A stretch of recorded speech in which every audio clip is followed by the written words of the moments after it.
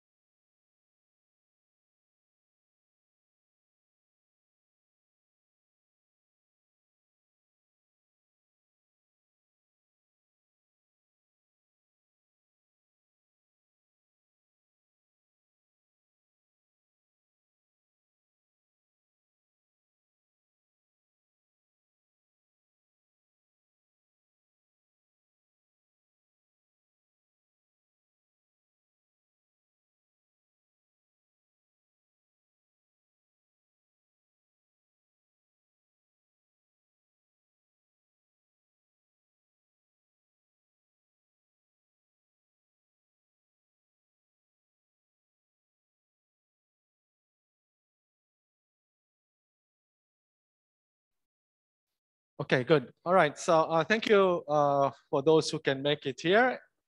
And I have a few online as well.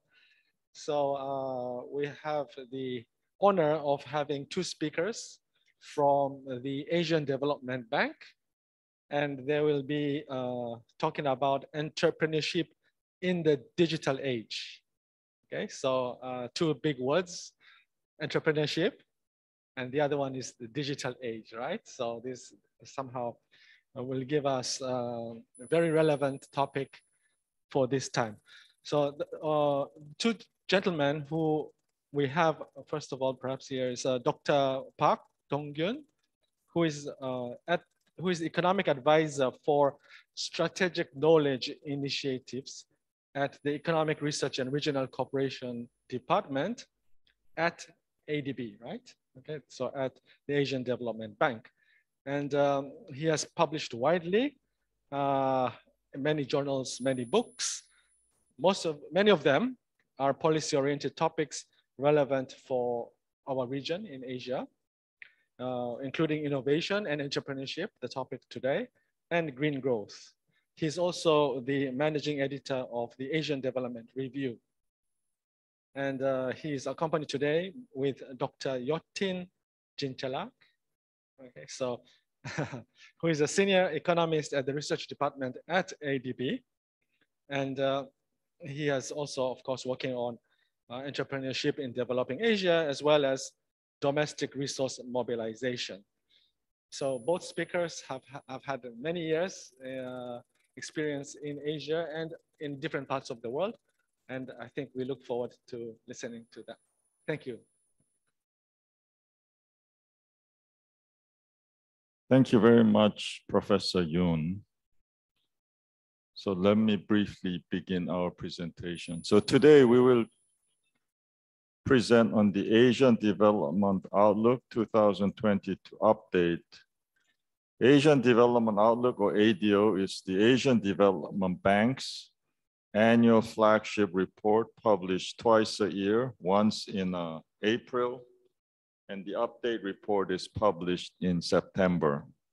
And in fact, this report we are presenting today was published September 21st, so it's fresh off the oven. So we will. Our presentation today will be largely on the theme chapter, special theme chapter called Entrepreneurship in the Digital Age, or Digital Entrepreneurship, or ICT-enabled entrepreneurship. And but before we begin that, let me pass on to my colleague, Dr. Yotin, to talk about very briefly about Asia's short-term economic outlook. Okay, thank you, Dr. Park. Pointing to all that. Oh, no.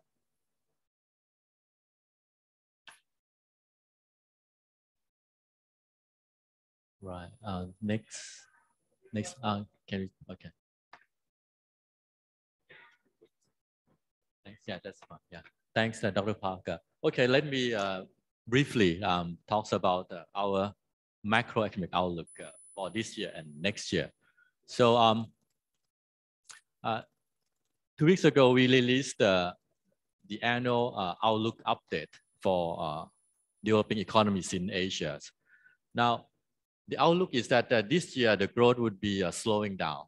And we forecast that growth this year for developing economies in Asia would be the 4.3%. And next year would be 4.9%. This is downgrade from what we forecast earlier in April. Now, this downgrade in economic growth is mainly due to the slowing down in the PRC, People's Republic of China, and also the slowing down in the India, plus the contraction in Sri Lanka.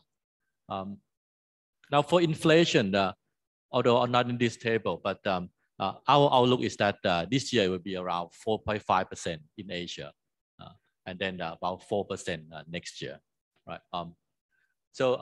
Now, besides the slowing down in the PRC and India and Sri Lanka, we also see the other regions doing quite okay.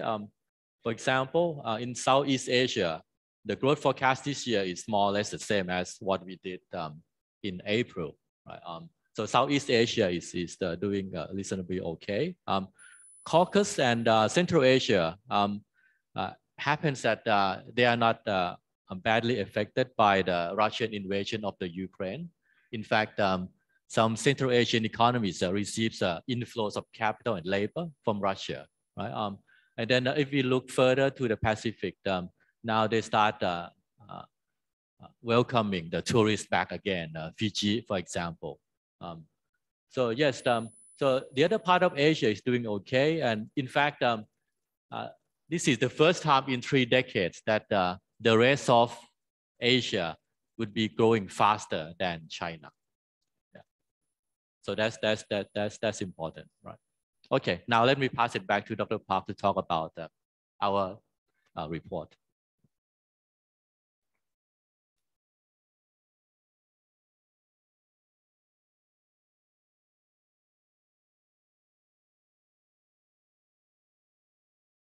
Entrepreneurship in the digital age. So let me first briefly define entrepreneurship.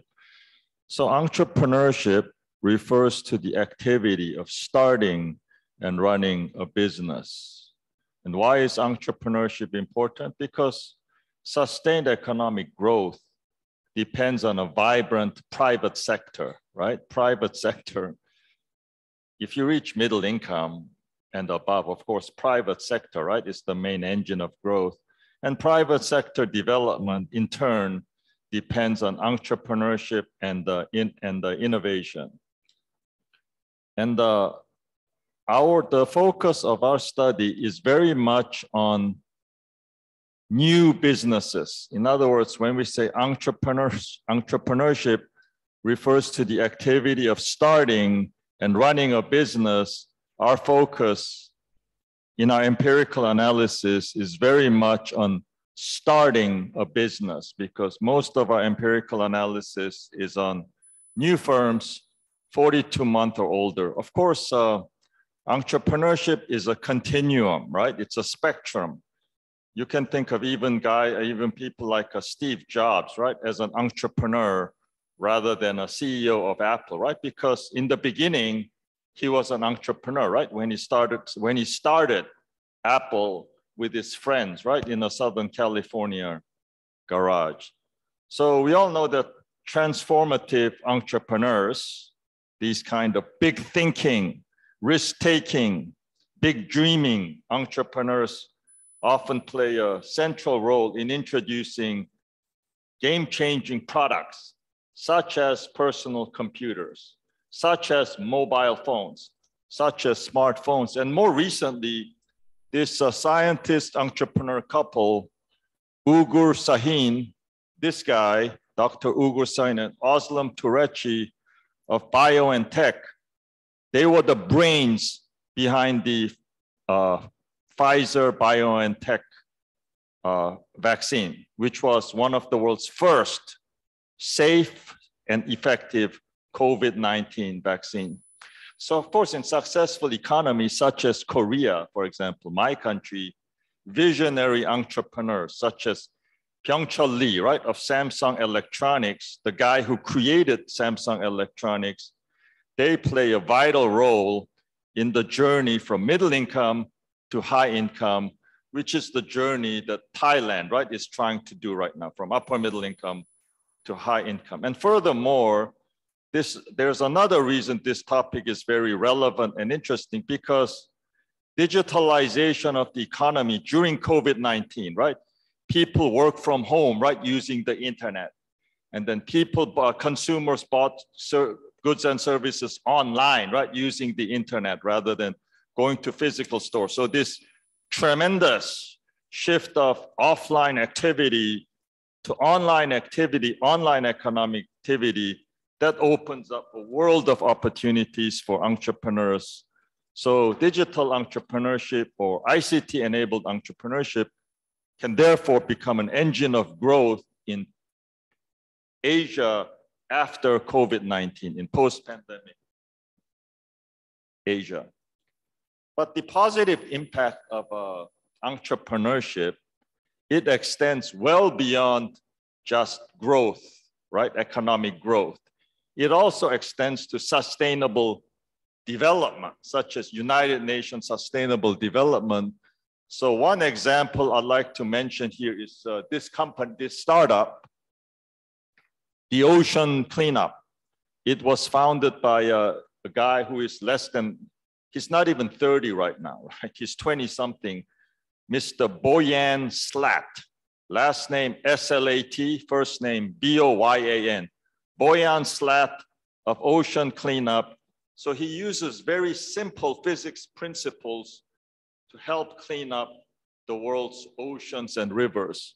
So really nice example of innovative entrepreneurs contributing to sustainable development. So the bottom line is these kinds of innovative, thinking outside the box, creative, dynamic entrepreneurs, they not only contribute to economic growth, but they're highly valuable assets, right? In humanity's quest for sustainable development. So you might think, right, entrepreneurship, you say all these great things about entrepreneurship. It contributes to innovation, it contributes to economic dynamism. So of course, there must be a positive relationship between GDP growth, right, on the vertical axis and total entrepreneurial activity on the horizontal axis. Well, not really. As you can see, it's positive, right? But it's only very weakly positive, right? And then furthermore, when we ran econometric regression, right, to test this more formally, the relationship between total entrepreneurship and GDP growth is positive, but it's not significant. It's insignificant. But if you think about it, that's really not so surprising, right? Because entrepreneurship is heterogeneous. It varies, it extends from street vendors, right? That you see on Bangkok street corners, food vendors, all the way up to dynamic, game-changing entrepreneurs, such as Byung-Chul Lee of Samsung Electronics, or such as the Thai entrepreneur, right, who founded your big conglomerates, such as CK, right? CK is one, yeah, CKP, yeah, CP, sorry, or Steve Jobs, right? So it's a maybe afterwards.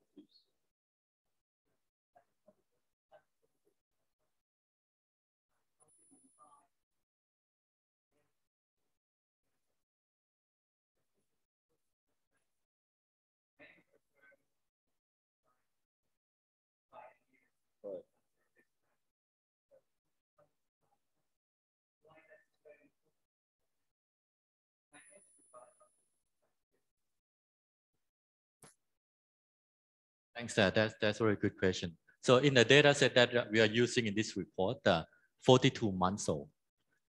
So we are looking at firms less than 42 months old. But I think your question is a valid one, because it depends, right, on how you define the cutoff, how old the firm is. This cutoff can be considered as the baseline. Of course, with the digitization and what's going on in the world now, maybe we have to look into a different cutoff. But say, for example, you're talking about 5 years, right? Maybe in a year or two, that cutoff should be reconsidered to be shorter. But I think it's important point that most of the startups or new entrepreneurs fail in the first few years. But in this report, we use 42 months. Okay. So like very broadly speaking, there are two types of entrepreneurship: opportunity-driven entrepreneurship. These are innovative entrepreneurs who become entrepreneurs because they identify a clear economic opportunity where they can use innovations, right, to take advantage of the opportunities. Then there are, necessity-driven entrepreneurs.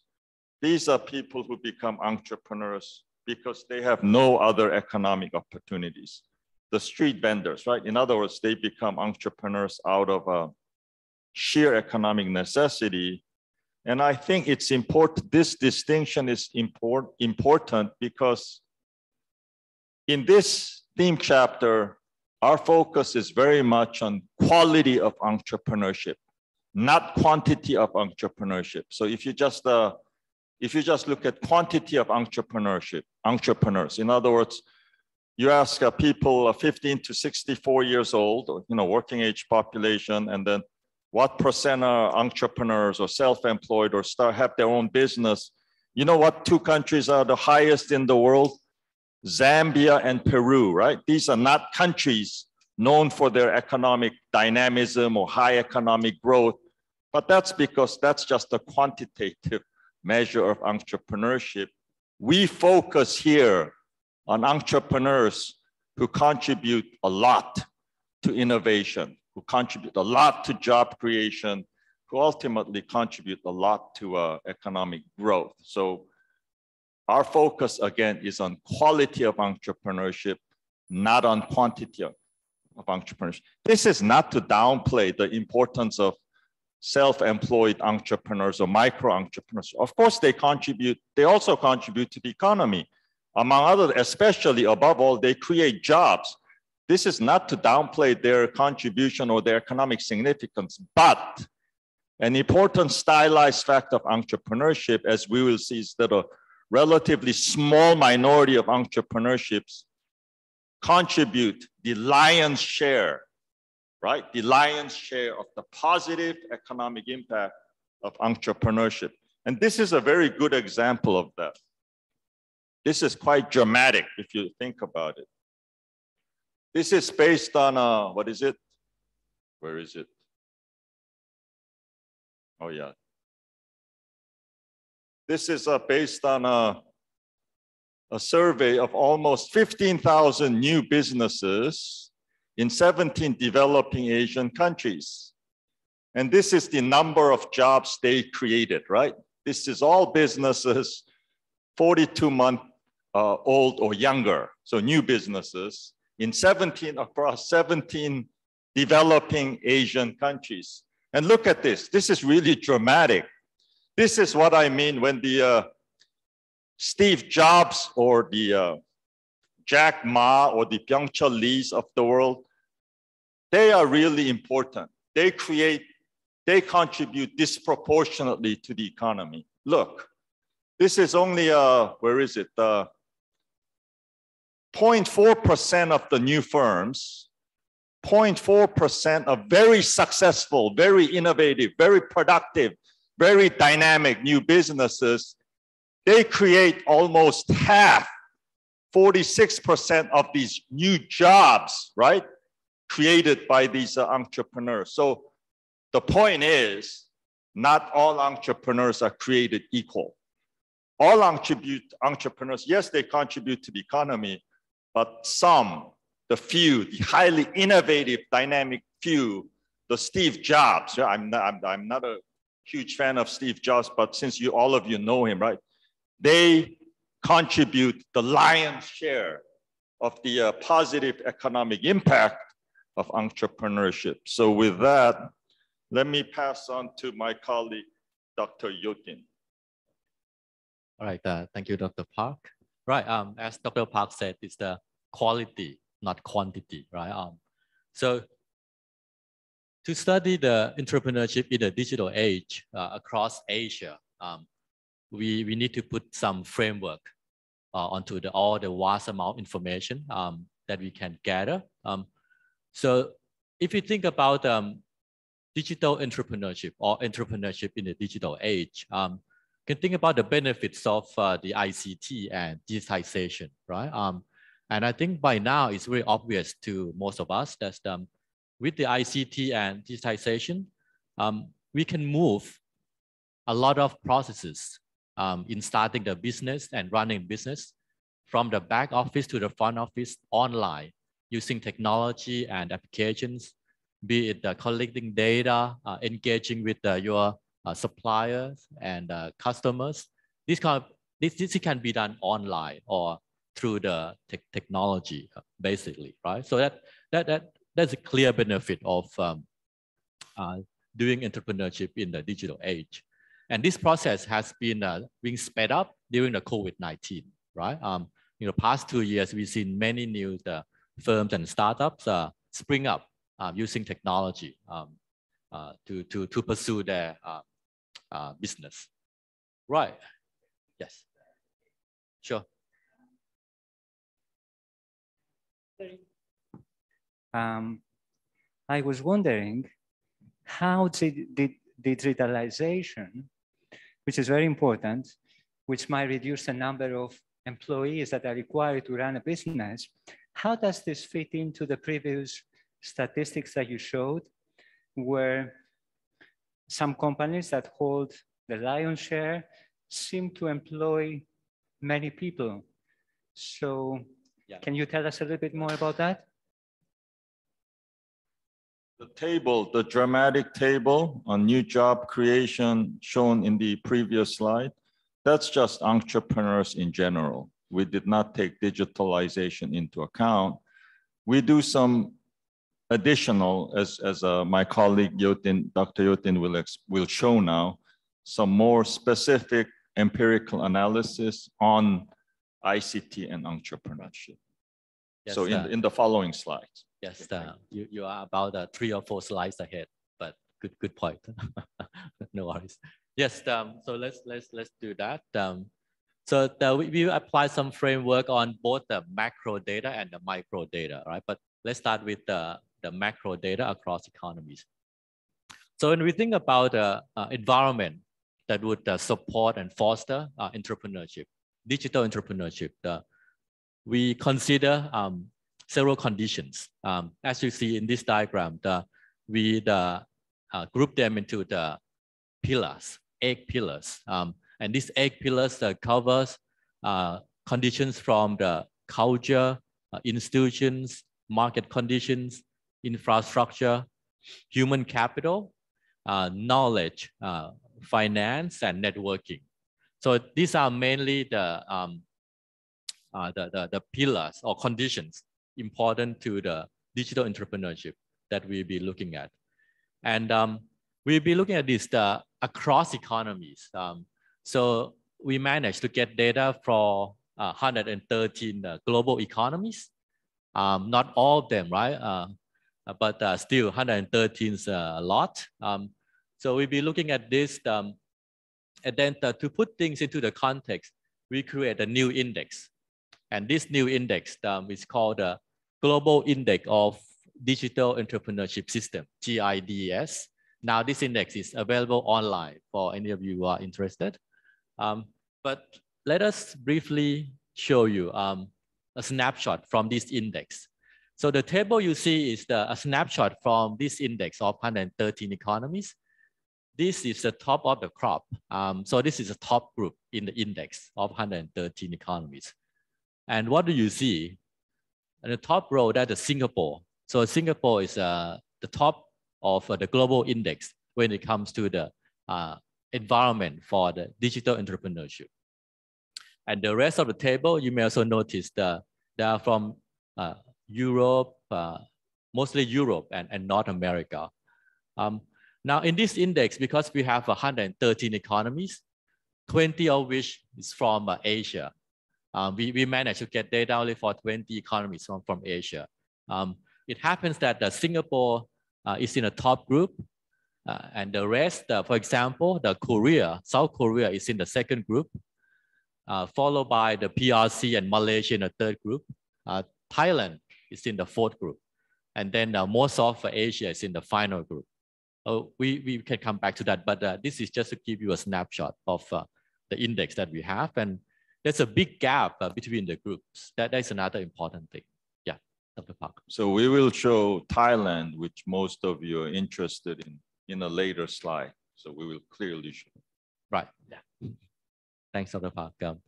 Yes. So that index that we recently developed, and then as Dr. Park mentioned earlier, when we look at that scatter plot 2-3 slides ago, right? The relationship was not so clear, right? It's positive, growth and entrepreneurship is positive, but relatively weak. Now, if you look at the measure or the index that focus directly on the environment for digital entrepreneurship, do we see something different? Well, in this diagram, it shows you the association between this new index, GIDS, that we recently developed, and the likelihood that the firms would perform in terms of, say, introducing new products. That's important, right? As an entrepreneur, you want to introduce new product. We also look at how firms create new jobs. That's another metric to look at. And also whether firm export. But in this diagram is the relationship between the quality of entrepreneurship system and performance in terms of introducing new product. And what we find is that there's a positive relationship. For example, if you increase the quality of digital entrepreneurship system according to the GIDS index by 1 standard deviation, we are dealing with the cross-country data, then you will see about the 8% increase in the likelihood of firms introducing new products. Just a clarification in case you're wondering, GIDS, right? We explained, right, in the earlier 2 slides, is a new index of the quality of a country's environment, right, for digital entrepreneurs. These 2 are just the alternative measures, right, of the quality of a country's environment for digital entrepreneurs. So robustness check. Okay, thanks, Dr. Park. Okay, let's move along. Oops, sorry, let's not move along. Okay, now that we see the macro index across the 113 economies, we want to go deeper, right? As you mentioned earlier, how can we map digitization to entrepreneurship. Macro data wouldn't do. We have to go into the micro level. And to do that, we did the survey. We did the survey. To do the survey, we used the framework, trying to link the effect of business model digitization to the performance of the firm. Because after all, if you think about entrepreneurship in the digital age, firms use the technology and digitization because they want to increase performance, right? So we have to look at how business model digitization map onto the performance. Now, thinking about that, there are two effects, direct and indirect. The direct effect of technology and digitization is, well, it increased opportunities, right, for the entrepreneurs. Think about the mobile phone apps and all the applications that we are using every day. That is happening because of ICT and digitalization. So that is a direct effect, going from technology to the performance. The other effect, which is indirect, is with all this ICT and digitization, entrepreneurs, new firms, they can experiment, right, with their ideas. And when they experiment, they can try this experiment and monitor the performance of their experiments in real time using web page, online technology, and so on. So that would be the indirect effect. So direct and indirect effect. Okay, so with that framework, then we went out and did the survey. And this survey is done during the peak of the pandemic, right? From mid-2020 to the 2021. So while we are working from home, doing things online, we also did this survey online. But to do that, we work with scholars in many economies. In fact, we work with scholars in the 6 ASEAN economies: Indonesia, Malaysia, Philippines, Singapore, Thailand, Vietnam, right? 6 economies. And we asked the local scholars to set up a team, right? That capable to go out and talk to entrepreneurs in each respective economies: Thailand, Indonesia, and Vietnam, and so on. And then we asked them specific questions. In fact, we have more than 100 questions, right? But then we want to show to show to you this is one snapshot of what we get from that survey. So, for example, we ask questions. Okay, if the firms use the business model experimentation, right? Using the digital technology to do entrepreneurship, would that improve the performance? Not only the baseline performance in terms of profitability, but also performance in terms of how they contribute to the sustainable and social development goals, right? So we find that there's a positive association when firm responds that, yes, we use the ICT and digitization to pursue our entrepreneurship ideas, and their performance on the social sustainability and also business performance. So out of 685 entrepreneur survey, we get these quite positive results. And you are all welcome to look up at the ADB website for the detailed survey questions and the results that we got. We think that this is very new and very useful. Right, so now we got some micro information. And by the way, because we talked to the several entrepreneurs in 6 economies, right? We also noticed that there are many nuances and differences across the economies. For example, when we look at how entrepreneurs use business models experimentation, it happens that entrepreneurs in Singapore are the most active in the experimenting with their business model using the digital technology. And Indonesia, Malaysia, Vietnam, and Thailand are different in their own ways. For example, the local scholars that we work with pointed out that for Indonesia, for example, the activities that jumping out when it comes to the digital entrepreneurship is the online food and delivery services. For Thailand, the wellness and health tourism. This is jumping out from the survey. For Malaysia, this is interesting. The drone technology is quite important in Malaysia now, and Malaysia now is exporting some drone technology to the rest of the world, right? So that is the interesting differences across the economies that we got from the survey. Okay, right. We also noticed that digital entrepreneurship is having quite positive impact during the COVID-19 in particular. Now, there are many ways to quantify this. One way is as Dr. Park and his team did, by looking at the relationship between the ownership of websites, if your firms own a website, and the likelihood that your business does stay open or temporarily closed. So we find that out of about 13,000 firms in 32 countries and 28 industries, there is a positive association between firms owning a website, if you own a website, and the likelihood that your business remain open. So that is a positive impact of ICT and entrepreneurship that we also find in the data. Okay, let's move along. Okay, now let me pass it back to Dr. Park.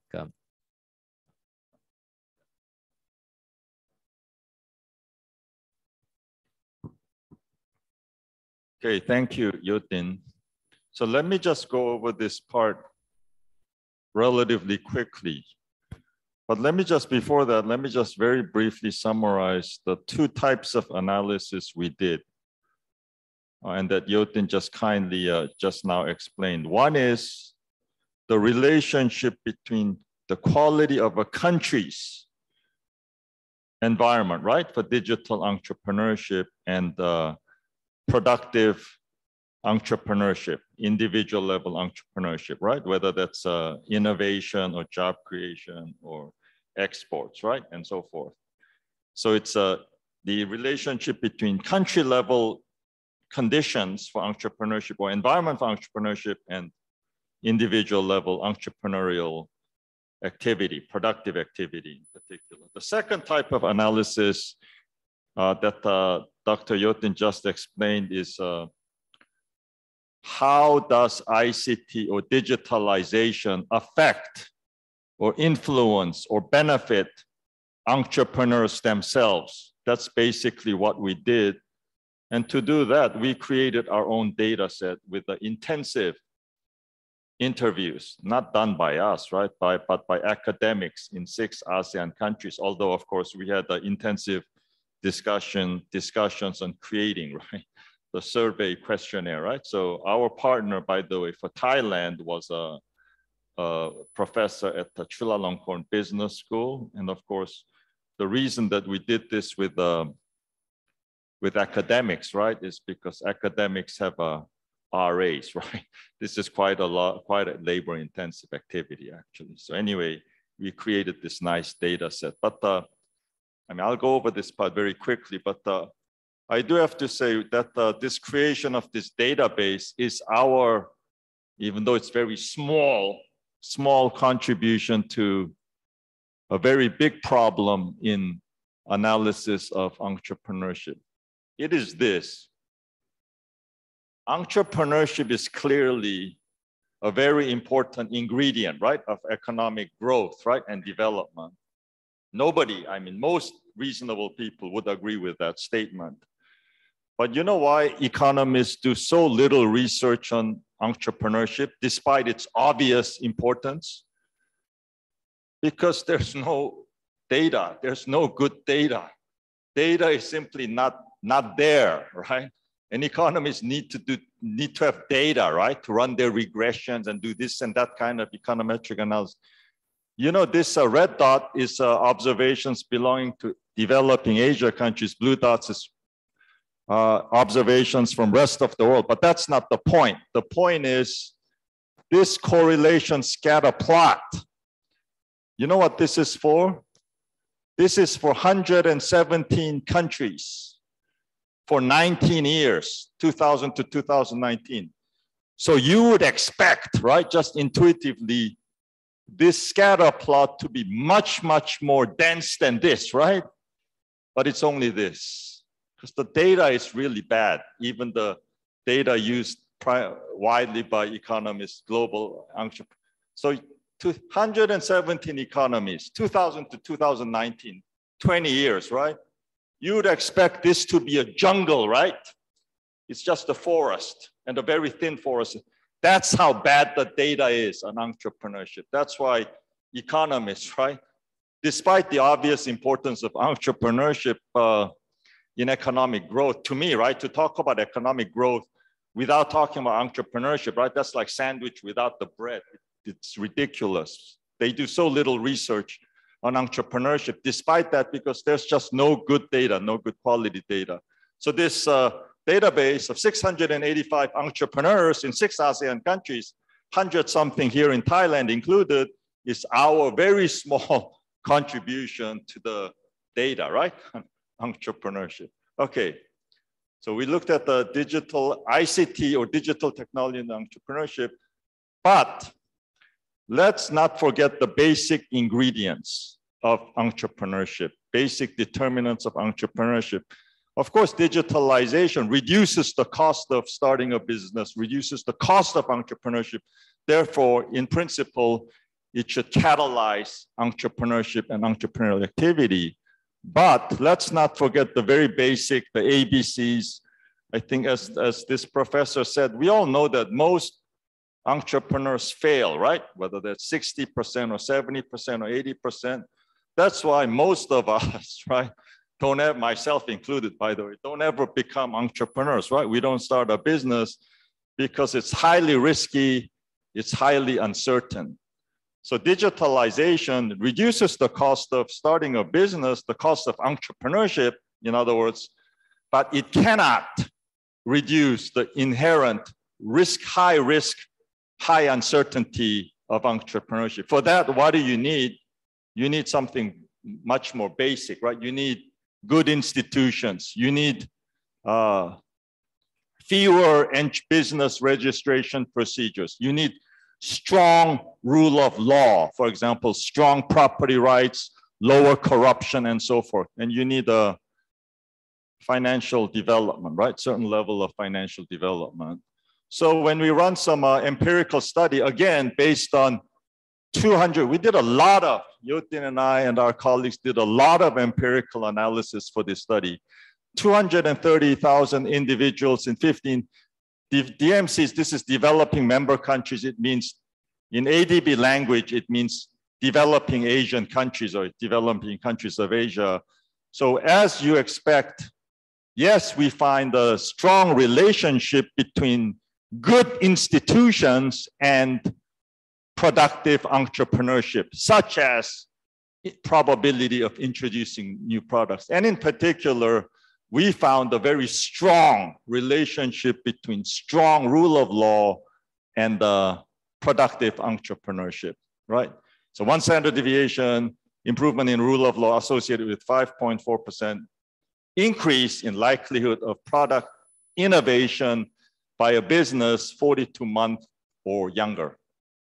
Okay, and then I did, we did a empirical, cross-country empirical analysis, right? To see, so this is again related to institution. This is a different analysis. This is cross-country. This is micro, right? Micro analysis, 230,000. This is country macro, right? A more boring type of cross-country analysis to see whether corruption harms entrepreneurship. The title of our paper was, Does Corruption Discourage Entrepreneurship? To make a long story short, we found that yes, corruption does discourage entrepreneurship. Corruption is significantly and negatively associated with entrepreneurship. So what are some policy implications? Again, this is where we have Thailand. We were able to construct GIDES, right? The new index that we created for 113 global economies. Out of these 113 global economies, 21 were from developing Asia. Developing Asia, by the way, that does not include Japan, okay? So that's why Japan is not there. And you might say, oh, Singapore also high income, Korea also high income. Yeah, but for some ADB reason, these are a part of developing Asia. Anyway, Singapore in the leading group, in fact, #1 in the world, Korea in the second group, number 22 in the world, Malaysia third, China fourth, both in the third group, and Thailand is in this fourth group. And then India and many other Asian countries are in this fifth group. In terms of the quality, right, of the country's environment for digital entrepreneurs. So just want to mention one thing. Developing Asia, this is developing Asia's average as a % of a global average.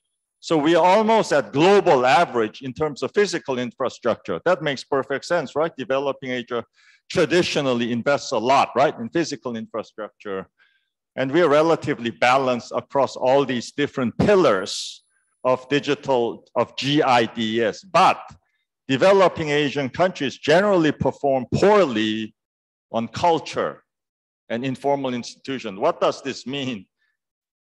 I don't know about Thailand, but like this definitely applies to my country, Korea. There's a general lack of public appreciation, respect, value for the role that entrepreneurs play in economic growth and development. So there's general, oh, Byung-Chul Lee, Samsung Electronics, oh, he created that great world-class company when Korea was, and he started when Korea was poorer than most African countries, right? In 1960, he dared to dream. He thought big, he dreamt big. He was a visionary. He's an exceptional.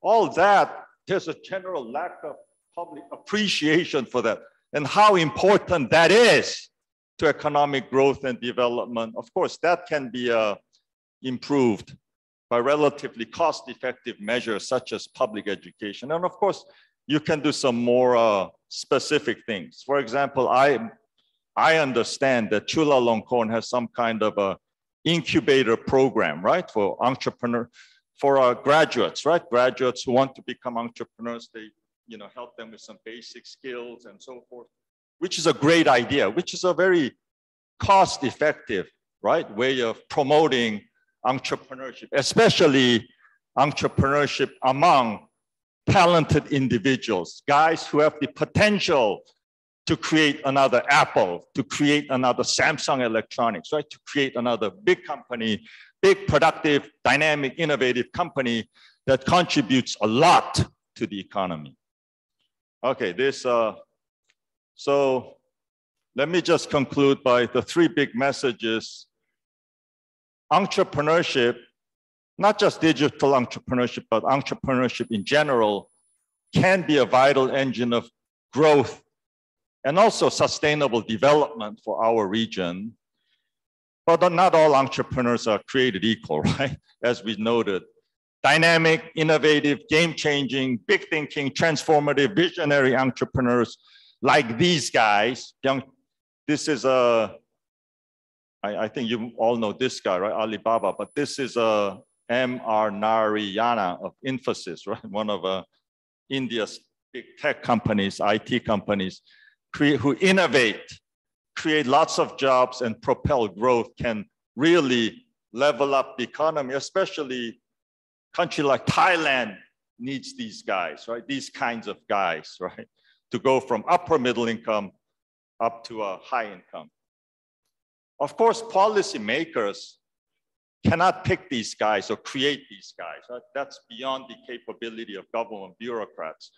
But what they can and should do is create an environment, right? Conducive environment, conducive institutional environment, conducive digital environment, and conducive overall environment where these kinds of, the potential dynamic, these innovative, these game-changing entrepreneurs, where they can emerge, they can grow, and they can contribute greatly to job creation, innovation, and economic growth. So with that, we conclude our presentation. Thank you. So any questions or comments? Okay, thank you so much for the talk. And yes, very interesting. I think we have two professors here and we are going to be the last ones to ask. I would like to give the opportunity to our students and other participants. And those online, please feel free to put a message on the chat as well. I think if there's anything, we can pick up some questions, please.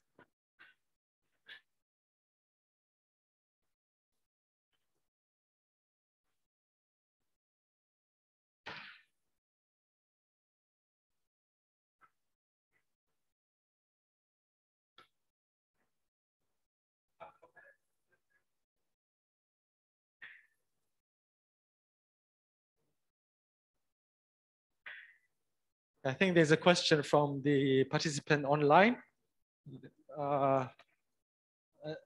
Tariq, you want something to say? Yes, may I ask just a simple question? Yes, please. Go ahead. Yeah, my question is like, the thing we learned from this presentation, like the real entrepreneurs, the big entrepreneurs, they actually matters. So I have a very simple question, like, may I know, like, what are the effect of these big entrepreneurs or successful entrepreneurs in the growth of the economy, like the big countries? Like you say, one entrepreneurs from India, one from China, like Steve Jobs and others, and Samsung from Korea. So how they contribute to their economy, in their respective economy, in the growth rate? Okay, Thank so you. Yes, okay. I think the question was what's the mechanism that these big players working?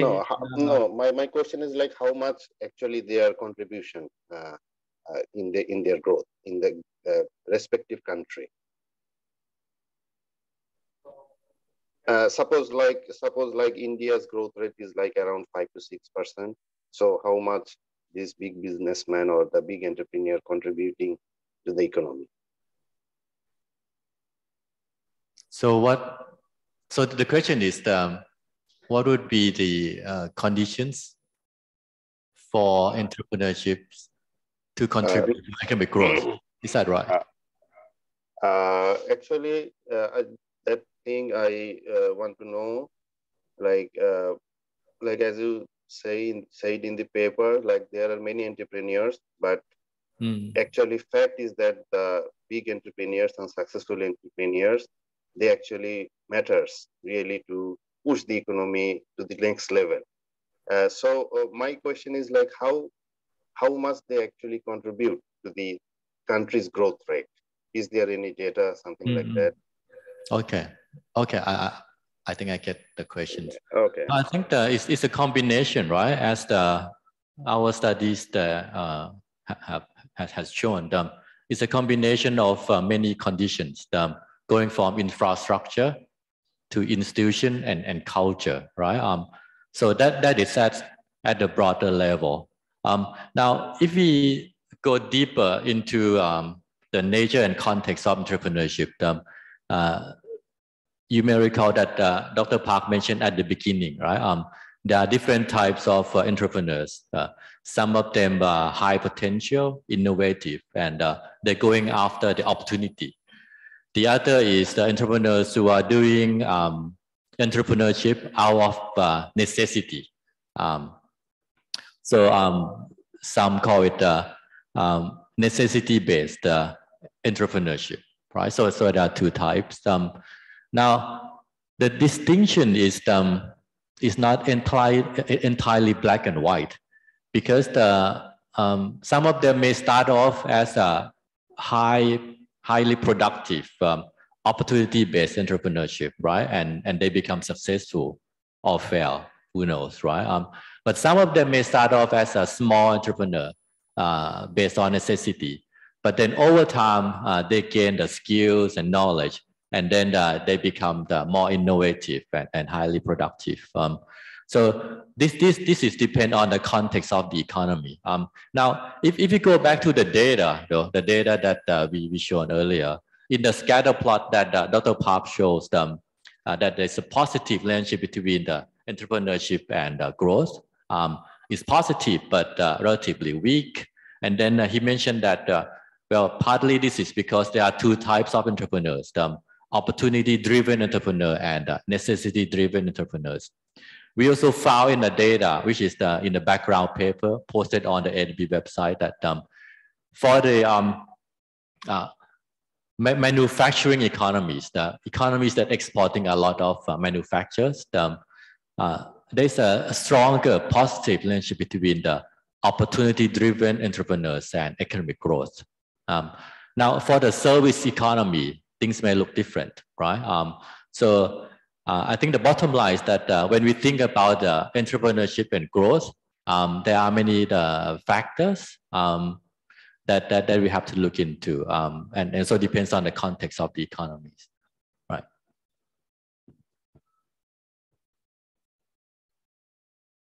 Thank you, Yotin. If I may just add a little to what Dr. Yotin just said. I think I didn't hear the question very well, but I think there was some question about a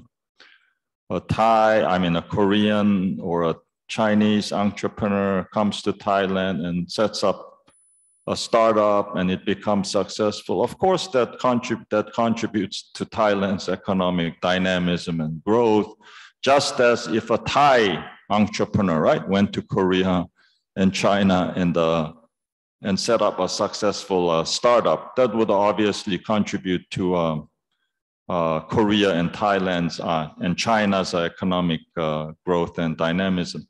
But the broader point here, I think the really central point here is that governments, right, policymakers, they cannot force people to become entrepreneurs, right? I mean, it's ultimately fundamentally an individual decision, right? To start your own business rather than to do something else. But that trade-off is sharper or more difficult for high quality or individuals with a lot of human capital, like in Thailand context, Chulalongkorn University graduates or Thammasat University graduates, because you have plenty of other opportunities, right? You can go get a nice job at Goldman Sachs or JP Morgan or some big Thai bank. So I think really the challenge for policymakers is to really create a more conducive environment where these are highly capable people, highly talented people, the people who, if they chose the path of entrepreneurship, could contribute greatly to the economy if they succeeded. They choose to become entrepreneurs. Just to add one more bit to Dr. Park. Last week we went to Vietnam, to Ho Chi Minh, right? And we talked at one of the top universities there, the University of Economics in Ho Chi Minh. They mentioned that in Vietnam, and in particular at the UEH, the University of Economics Ho Chi Minh, the new courses in entrepreneurship are quite popular. But then they also think beyond that, because they think that to start a business, right, for new graduates to start a new business, knowing about the concept of entrepreneurship wouldn't be sufficient. So they're thinking that, okay, say if you think about the economic major, should we include not only economics courses, but also the computer science and entrepreneurships to make it all inclusive, right?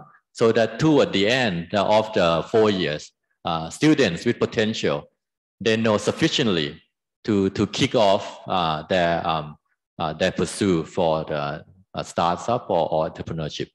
So I think not only in Thailand, but elsewhere, Vietnam and elsewhere, they're also on to this mission. So, yeah, thanks.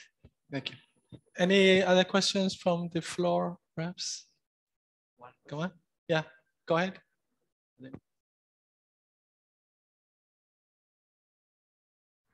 Do you think an artificial intelligence could be benefit or obstacle to entrepreneur? So the question is, would the artificial intelligence would benefit entrepreneurships? Or could be obstacle to, could be disadvantages to an entrepreneur.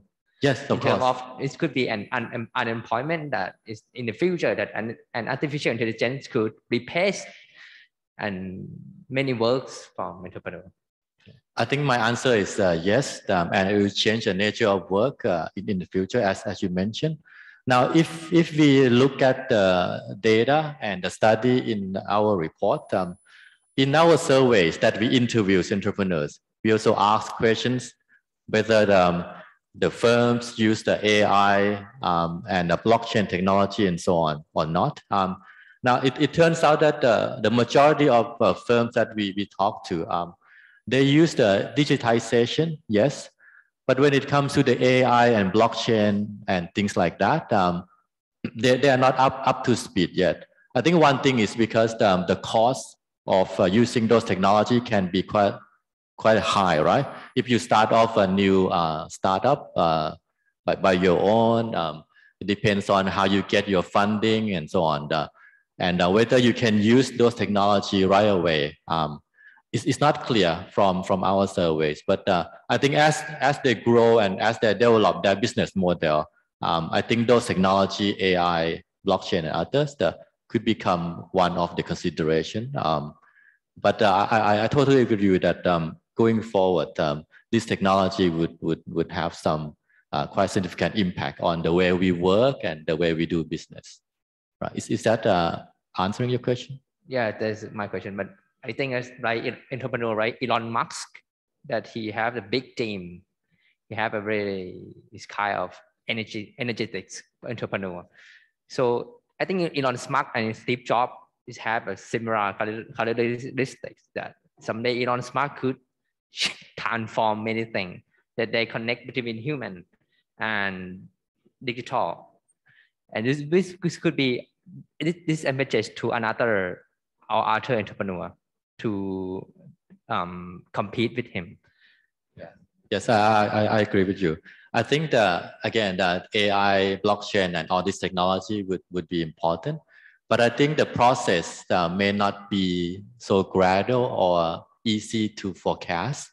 To take your example, Elon Musk, right? His pace and how interact with the rest of the industry is quite unpredictable, right? If you think about how he pursuing the Twitter deal and so on. So the process can be quite idiosyncratic. The pace may not be like a gradual and a straight line, but I think yes, it will have the impact for sure. Yeah. Okay, thank you. And Omar, I think we have someone online as well. Please go ahead. Yes. To follow up your previous answer, I would like to know for the graduate student, if after they finish their school, even though they want to be entrepreneur, but we don't have money. So what kind of the program as a government can help to give the incentive all those that graduate to become the entrepreneurship? So can you give any suggestion for that?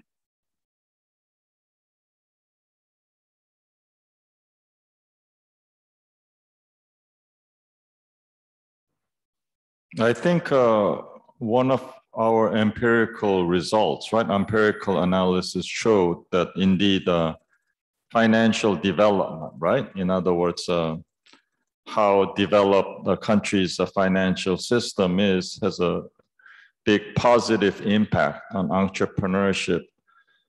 Now, having said that, of course, I think it's more a matter of taking risk. Of course, it is true that if you are born to parents, right, with very rich parents, right, you have a advantage, right, compared to individuals who are born to poor parents. But I think it's really about the willingness to take risk, and then if you have a good enough idea and you're able to sell it, right, to venture capital, right, or angel investors, which I'm aware there are here in Thailand as well, I think you have every opportunity to overcome this hurdle of lack of finance. I think, as I said, it's very easy to give up on becoming an entrepreneur. Oh, it's so difficult, it's so risky, it's so uncertain, 90% of new businesses fail. But if you have a really creative, innovative idea, and you are a risk-taking, big dreaming, big thinking kind of individual, then I think you have every opportunity to succeed. Now, having said that, I think these guys I talked about, the Byung-Chul Lee of Samsung Electronics, for example, this guy dreamed of making a world-class electronics company in Korea in 1960. That's 7 years after the end of the Korean War. That's when Korea was poorer than most African countries.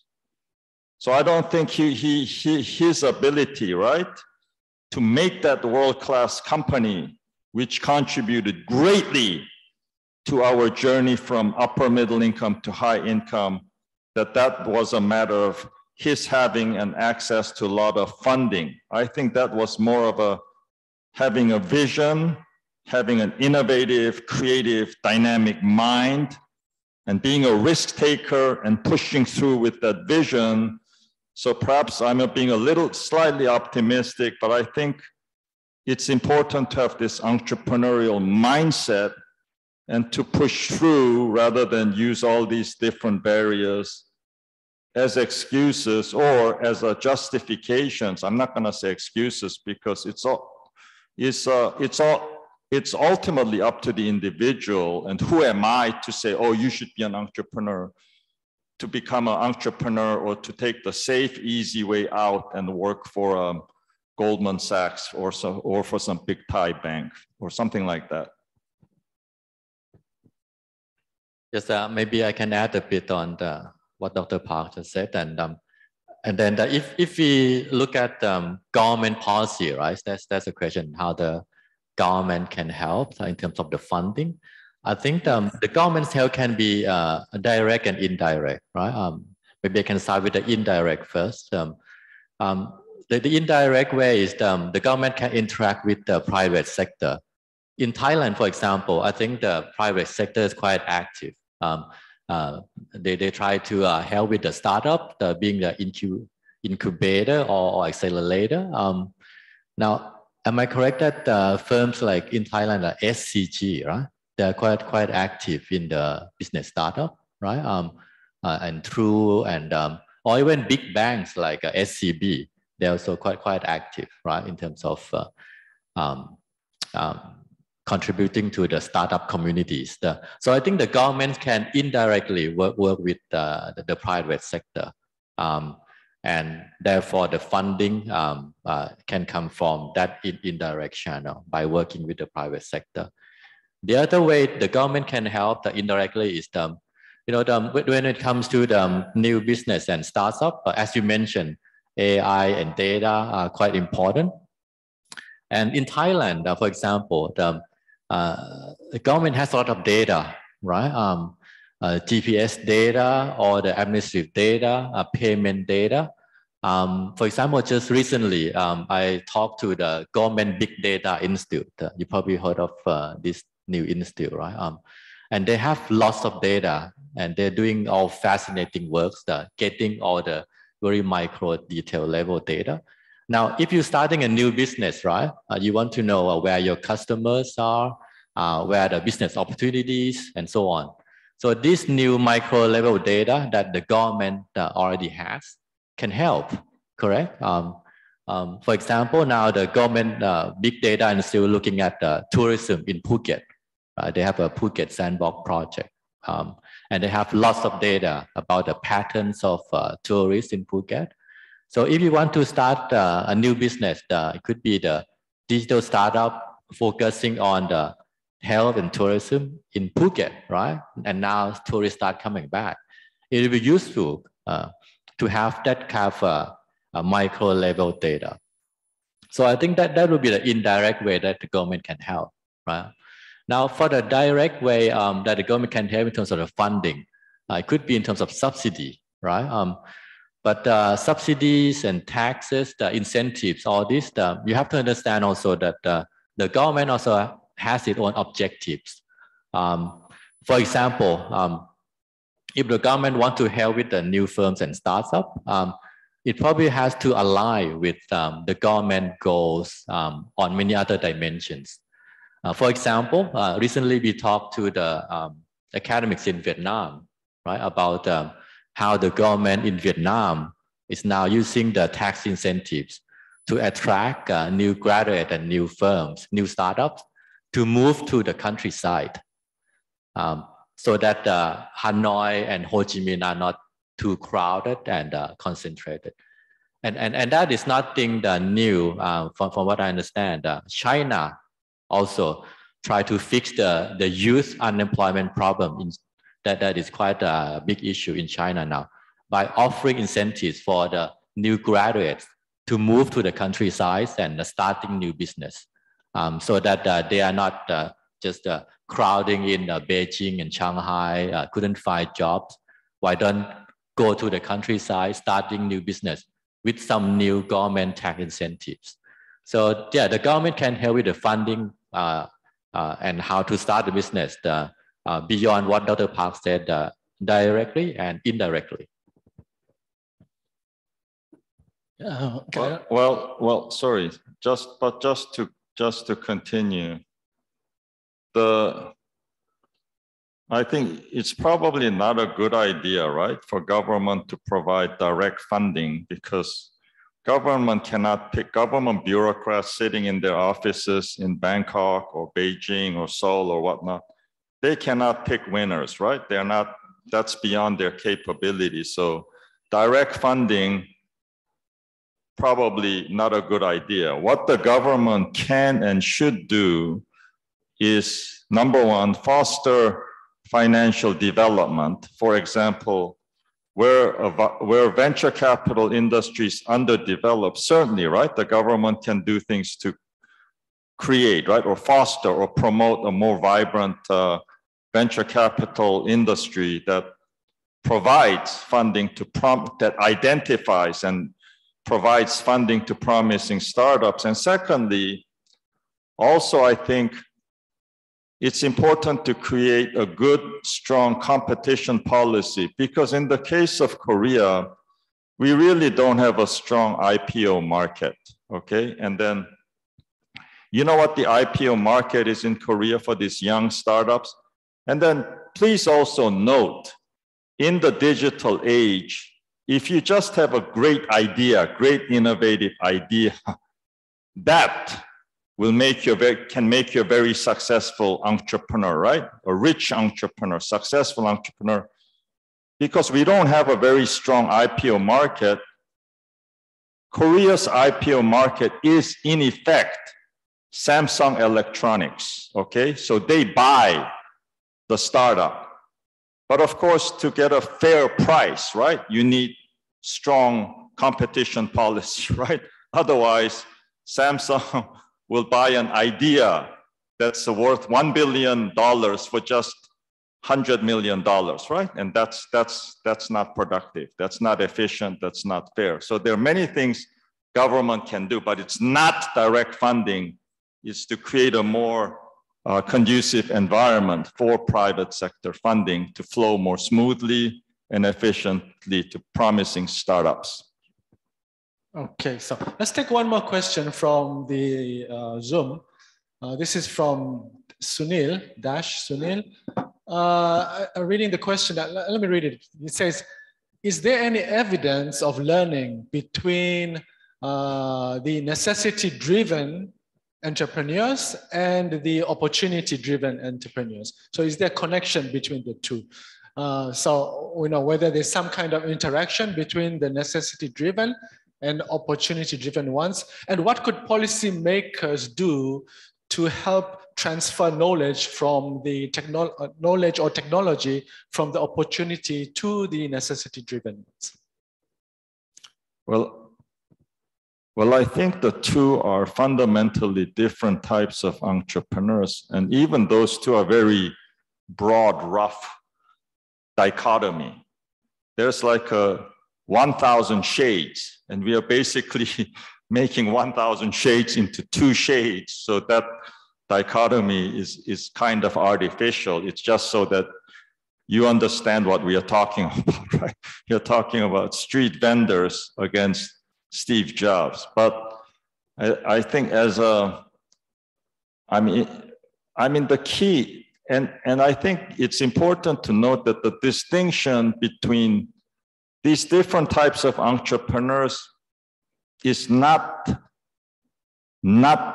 always that clear cut. You know why?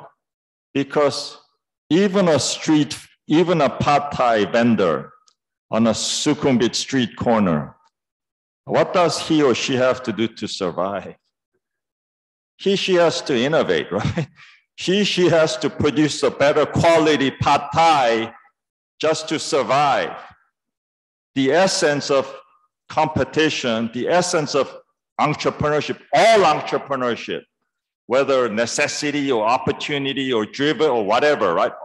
1,000 shades of entrepreneurship. The essence of competition, of entrepreneurial competition, is you basically have to innovate, right? To survive, you have to produce good quality to survive. So people come and buy your pad thai.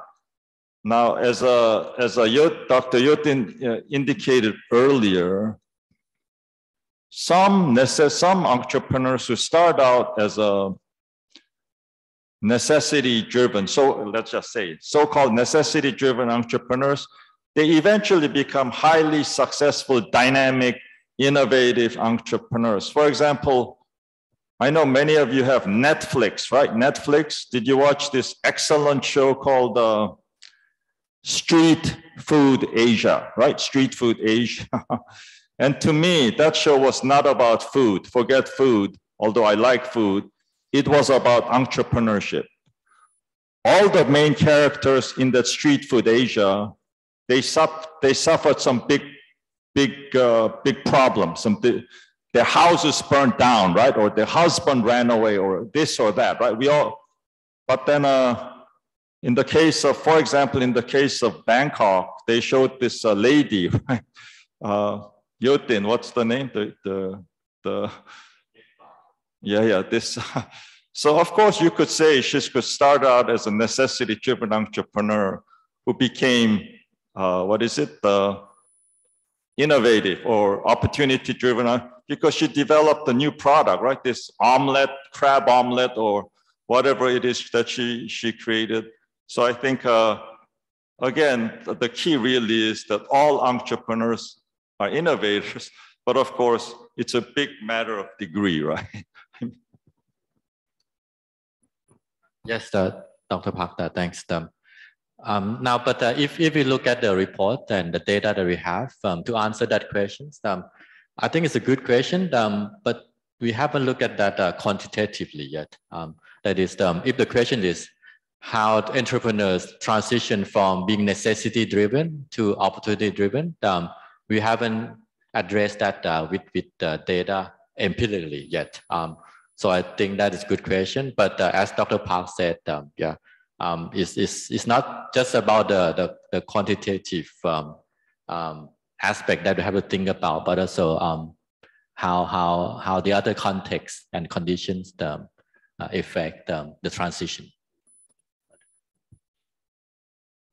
What you said, Dr. Yotin, brings up a good point. But to answer directly to your question, and as Dr. Yotin just intimated, the question of transition from necessity-driven entrepreneurs to opportunity-driven entrepreneurs is an interesting one and something we might do future research on, but we did not do any research on that in this particular study. And my talking about Netflix, that's just a story. It's not an analysis. Okay, thank you. Okay, so I think we'll just take the last one because we have, I think, the speakers have another appointment in the afternoon. But this one is more like a macro one. So who is this? Chang Chao is trying to scratch your minds a little bit and ask about perhaps one or two things, how the US-China trade war will affect entrepreneurship in this part of the world.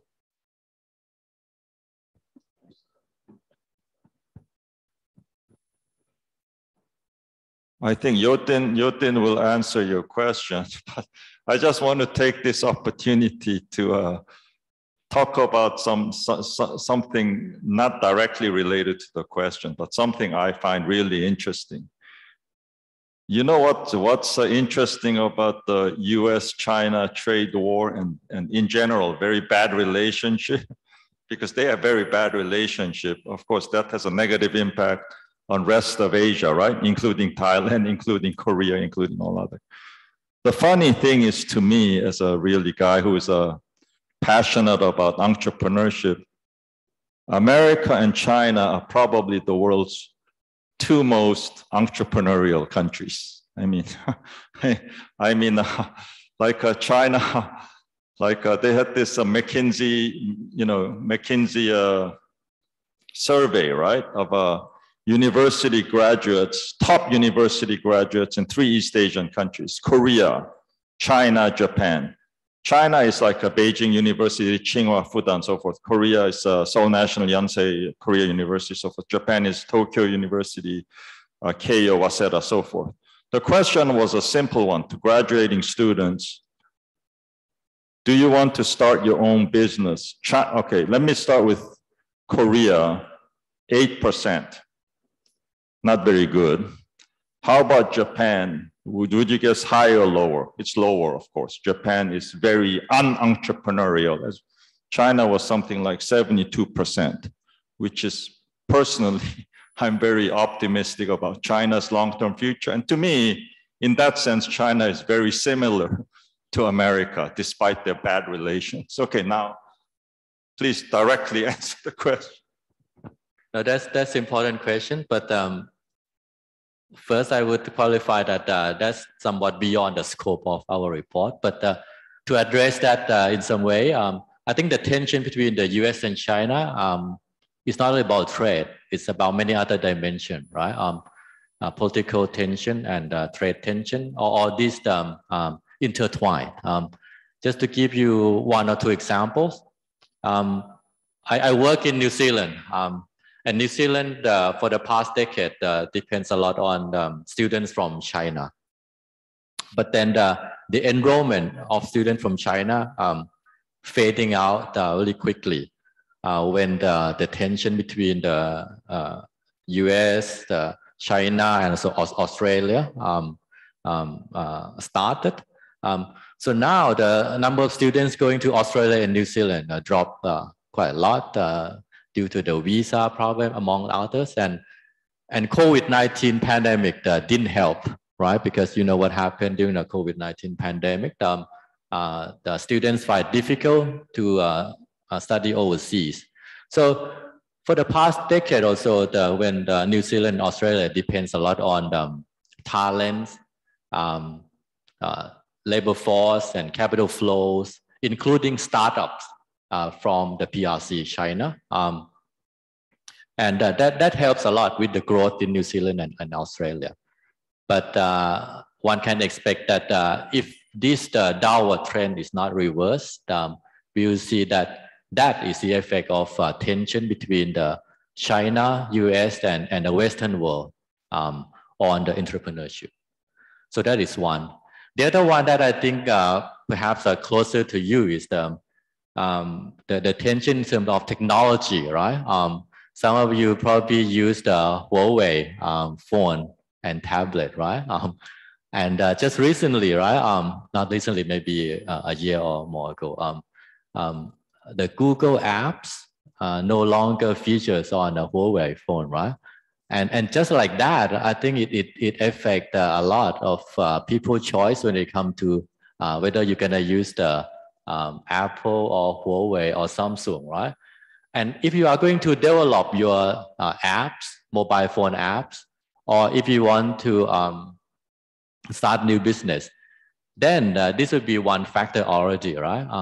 What is the platform, and how you're gonna pursue your new startup? Just this technology tension between the US and China, when the US asked Google to do something with the Chinese mobile phone technology. But that's just some anecdotes that can come up because we are not addressing that directly in our report. But yeah, important question nonetheless. Thank you. Okay, thank you so much. Thank you. I think we have run out of time, and this, I think, is a good starting point for us to think about entrepreneurship and so on. I'm going to make a very unashamed advertisement of my work also. I have a CU radio yesterday. It was broadcasted on startups, and it echoes a lot of things that the ADB are doing. And maybe I can leave you with the last quote, which reflects Dr. Park's vision of entrepreneurs. I think it was by the president of Israel. I think during my small radio show, I talk a lot about Israel because they have a lot of startups. But the first president said that if you want something fantastic, then you must fantasize. I think this is very important. So vision and thinking 20, 30 years ahead is, and taking the risk, the willingness to swallow the risk is, and again, the talk today emphasized the importance of the ecosystem and the culture for entrepreneurship. Thank you so much for coming over and sharing what the beautiful work ADB is doing. I think I encourage the students to take a look at the website. When you're doing research, pick the data there. They have a very good index, which you can use in your applied work as well. Yeah, okay. A round of applause, please. Yeah.